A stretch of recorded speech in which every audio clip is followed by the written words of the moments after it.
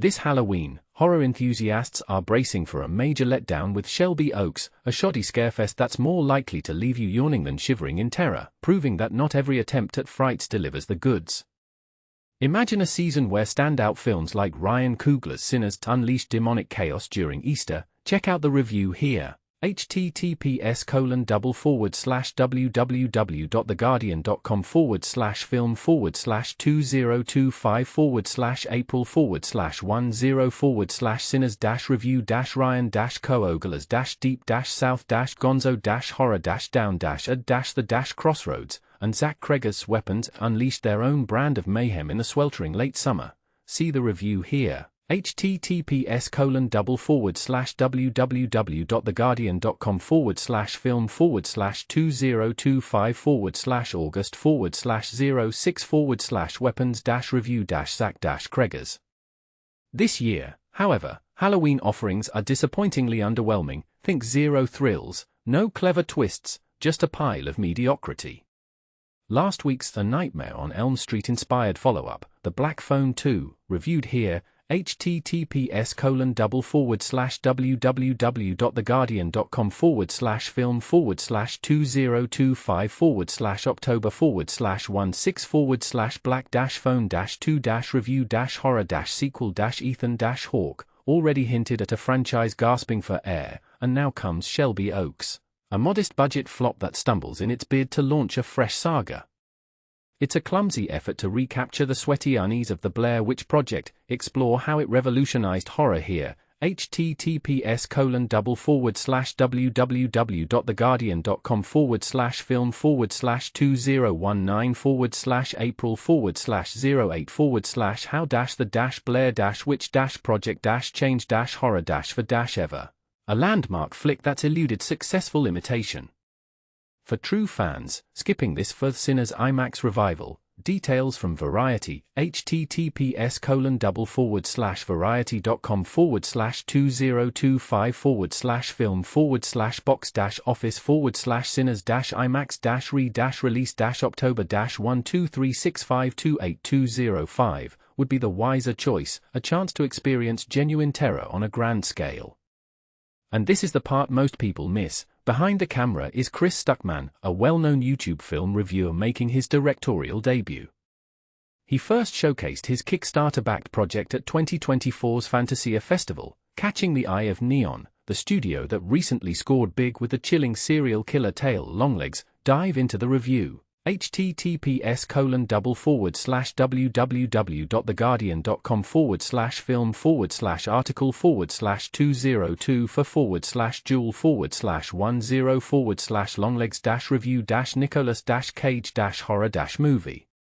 In a surprising twist, they boosted his budget to polish and amp up the violence, deploying their signature slow-burn promotional strategy to hype it as the Halloween must-watch. Yet, no last-minute fixes could mask the film's glaring imperfections. It comes across as clumsily assembled, puzzlingly incomplete, and utterly unprepared for the big screen. This weekend, theater lines might turn into refund queues. Given Stuckmann's online roots, it's unsurprising that he shines brighter in digital realms. The movie kicks off stronger as a mockumentary, introducing the tragic story of the Paranormal Paranoids, a team of web-based ghost hunters headed by Riley, played by Sarah Dern. Riley vanished years ago, and her elder sister Mia, portrayed with over-the-top intensity by Camille Sullivan, remains fixated on uncovering the truth.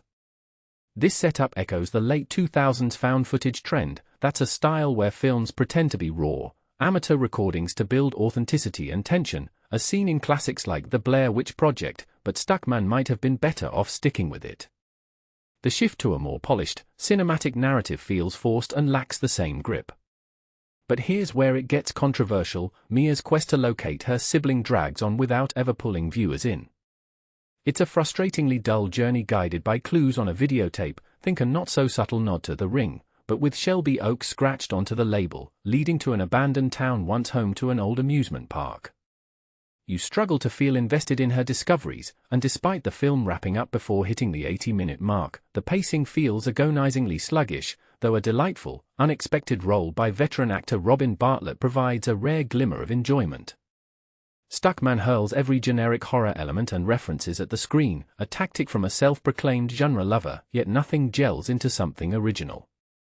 It's like watching a debutante borrow others' moves without crafting a unique identity, a clear sign of a filmmaker still searching for his voice. This stands in sharp relief to another YouTube personality, Curry Barker, whose maiden feature Obsession, check the review, https://www.theguardian.com/film/2025/CP/06/obsession-movie-review-TIFF, debuted at Toronto's festival earlier this year. Filmed on a mere $1 million, a fraction of Shelby Oaks' budget, it showcased real flair and confidence, seamlessly adapting online savvy to cinematic storytelling. Focus Features snapped it up for a massive $15 million, proving that creative ambition can triumph. Shelby Oaks, by contrast, is painfully underdeveloped and out of sync with the big screen, a half-formed experiment that never should have escaped the confines of a handheld device. As the climax approaches, it's evident Stuckmann won't nail the finish. Instead, it's a jumbled mess of confusion, likely to earn groans rather than gasps this Halloween. For more spooky season tips, https://www.theguardian.com/lifeandstyle/Halloween. In a horror landscape flooded with repetitive content yielding ever smaller rewards, Shelby Oaks epitomizes disposability. But could this be a harsh judgment, or is there value in supporting emerging voices, even if their work falters? What do you think? Should YouTube creators stick to critiques, or is the jump to filmmaking worth the risk? Do you agree that low-budget horror needs more than imitation to succeed, or have we seen worse flops that still entertained? Share your thoughts in the comments. I'd love to hear if you side with the critics or the underdog filmmakers. Asterisk.